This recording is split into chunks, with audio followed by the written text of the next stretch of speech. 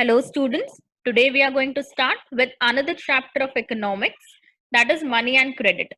So students, in this chapter we are going to study about money, various forms of money, how money acts as a medium of exchange. While settling any kind of transactions, you require money. पैसे की जरूरत पड़ती है students, कहीं पर भी आप जाओगे आज मनी के बिना आपका सर्वाइवल है ही नहीं. एंड क्रेडिट भी आपको पता है, क्रेडिट का मतलब होता है उधार, किसी से पैसे लेना. आज क्रेडिट कार्ड्स इन ट्रेंड है, सारे क्रेडिट कार्ड से शॉपिंग की जाती है. तो मनी एंड क्रेडिट जो है हमें क्या सिखाएंगे स्टूडेंट्स, पैसे रिलेटेड जो भी ट्रांजैक्शंस होते हैं या इंपॉर्टेंस ऑफ मनी बता सकते हो आप. तो let us start. The first term that we need to study is double coincidence of wants. Now what is this?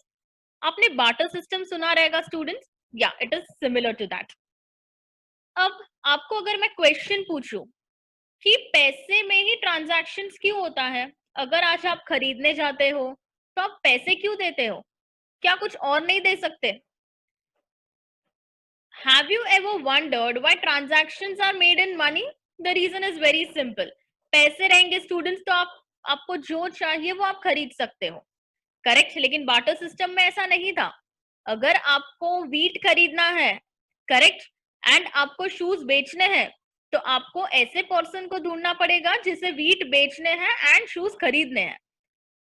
A person holding money can easily exchange it for any commodity or service that he need or she might want.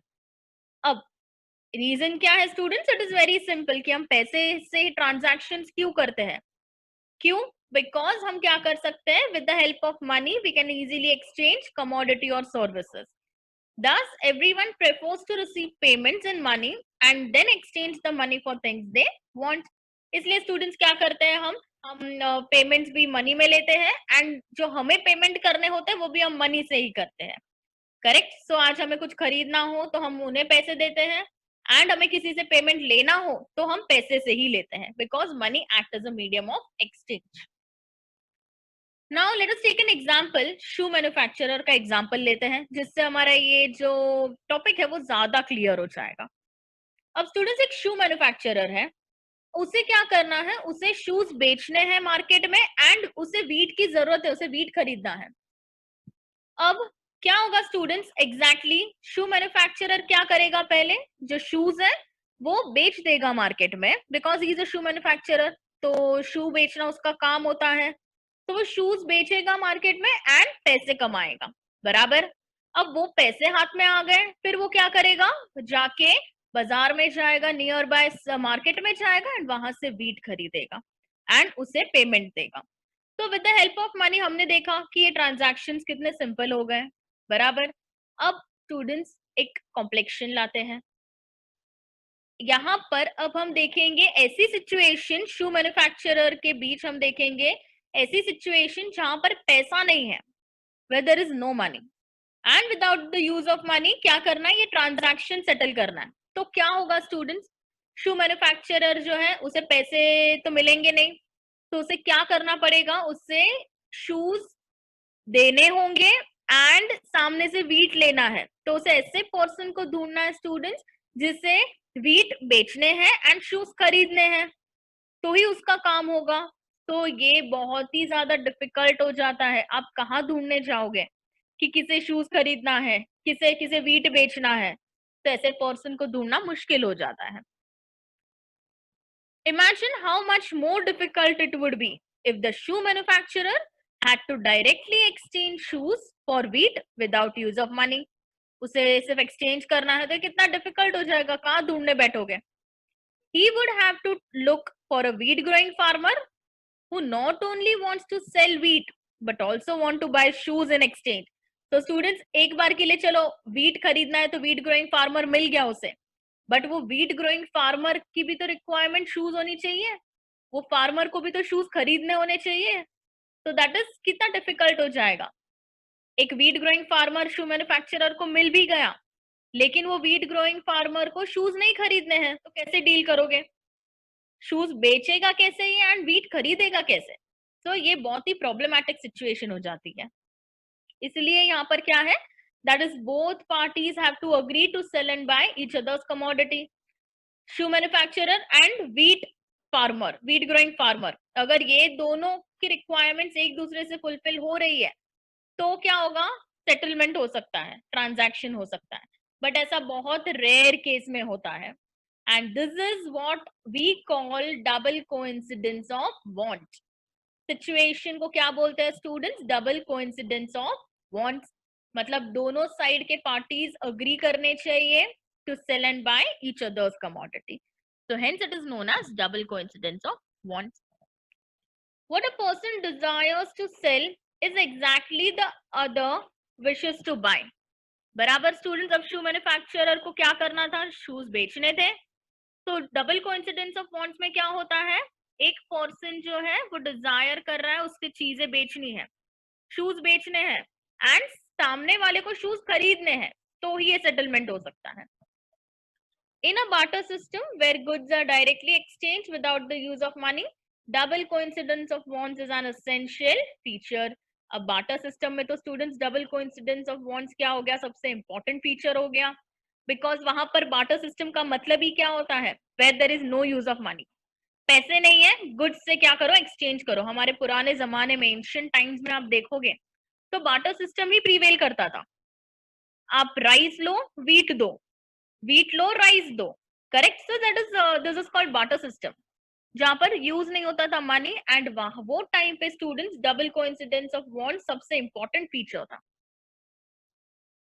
अब हम देखेंगे in contrast double coincidence of wants barter system चला गया अभी, तो उसके opposite आप side देखोगे जहां पर मनी यूज में है, दैट इज आज मॉडर्न पीरियड में. वो क्या बन गया स्टूडेंट्स? मनी एक बहुत ही क्रूशियल स्टेप बन गया जो डबल कोइंसिडेंस ऑफ वांट्स के नीड को खत्म कर देता है. मतलब अभी हमें आज के जमाने में ही देख लो, क्या हमें डबल कोइंसिडेंस ऑफ वांट्स का जो नीड है, आपको लगता है क्या आपको नीड है इसकी? क्या हम बार्टर सिस्टम में इन्वॉल्व है? नहीं, बिकॉज मनी क्या करता है हमारे लाइफ में? बहुत क्रूशियल इंपॉर्टेंट रोल प्ले करता है.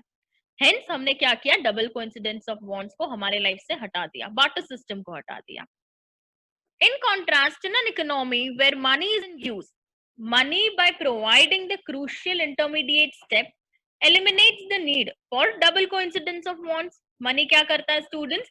बहुत ही इंपॉर्टेंट रोल प्ले करता है हमारे आज के जमाने में. एंड बार्टर सिस्टम और डबल कोइंसिडेंस ऑफ वांट्स की सिचुएशन को भी क्या करता है? एलिमिनेट कर देता है, खत्म करता है. Now it is no longer necessary. अगर शू मैन्युफैक्चरर एंड फार्मर की बात करें आज के जमाने में, करेक्ट, बार्टर की बात नहीं कर रहे हैं आज, अगर हम देखेंगे मनी यूज हो रहा है तो उनके लिए भी प्रॉब्लम नहीं होगी. शू मैन्युफैक्चरर मार्केट में जाके शूज बेच देगा एंड पैसे मिलेंगे तो उसे वीट खरीद लेगा. तो कितना इजी हो गया, उसे ढूंढना नहीं पड़ेगा कि अरे कौन मेरे शूज लेंगे और वीट देने के लिए रेडी है. तो ये प्रॉब्लम मनी सॉल्व करता है. It is no longer necessary for the shoe manufacturer to look for a farmer who will buy his shoes and at the same time want to sell him wheat also. तो ये अभी जरूरत ही नहीं पड़ेगी because money है, exchange करो तो money के थ्रू करो. All he has to do is find a buyer for his shoes. अब उसे क्या करना है स्टूडेंट्स? सिर्फ एक बायर ढूंढना है जो क्या करेंगे? उसके शूज को खरीदेंगे.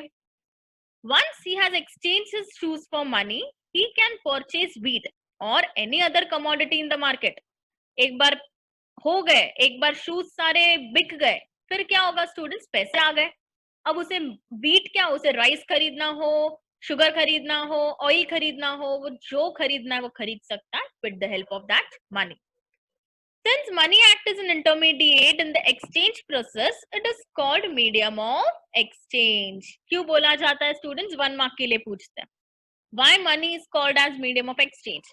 Because it acts as an intermediate. Intermediate मतलब बोल सकते हो कि which is used in settling transactions, which is used in some process.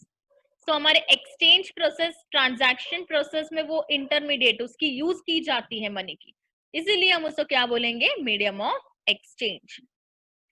तो आई थिंक आपको इससे पता चल गया, जो shoe manufacturer and wheat growing farmer का एग्जांपल देखा हमने, उससे हमें पता चल गया कि जो डबल कोइंसिडेंस ऑफ वांट है वो क्या हो गया? सिचुएशन एलिमिनेट हो गया. कब? जब रुपीस या फिर बोल सकते हो मनी इंपॉर्टेंट रोल प्ले कर रहा है हमारे लाइफ में.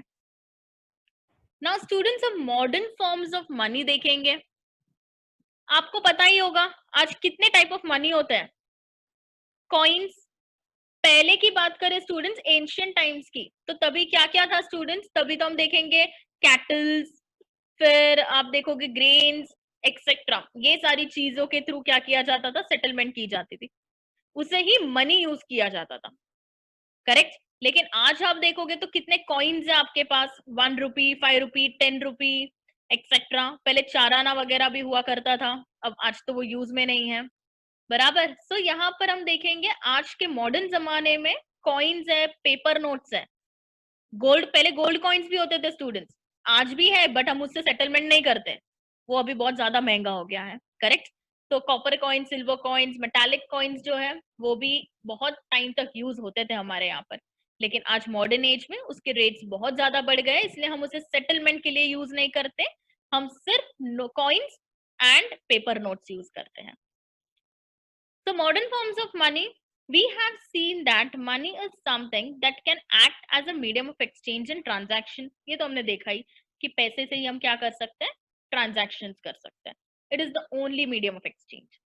Before introduction of coins, a variety of objects was used as money. जब coins introduce भी नहीं हुआ था students, तब हम बहुत सारी दूसरी objects use करते थे, जैसे कि cattle use करते थे, grains use करते थे, फ्रूट्स यूज किया जाता था, वेजिटेबल्स, जितने प्रोडक्ट्स है सारे यूज करते थे। For example, since the very early ages Indian used grains and cattle as money, correct.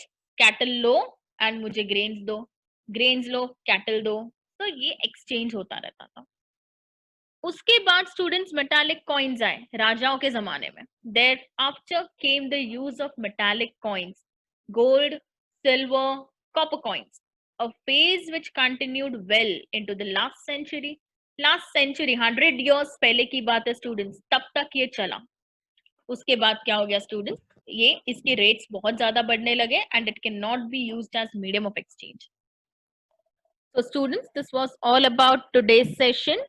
I hope आपको ये वीडियो अच्छा लगा हो। अगर अच्छा लगे तो इसे लाइक जरूर कीजिए, आपके दोस्तों के साथ इसे शेयर कीजिएगा एंड चैनल को सब्सक्राइब कीजिए। Thank you so much.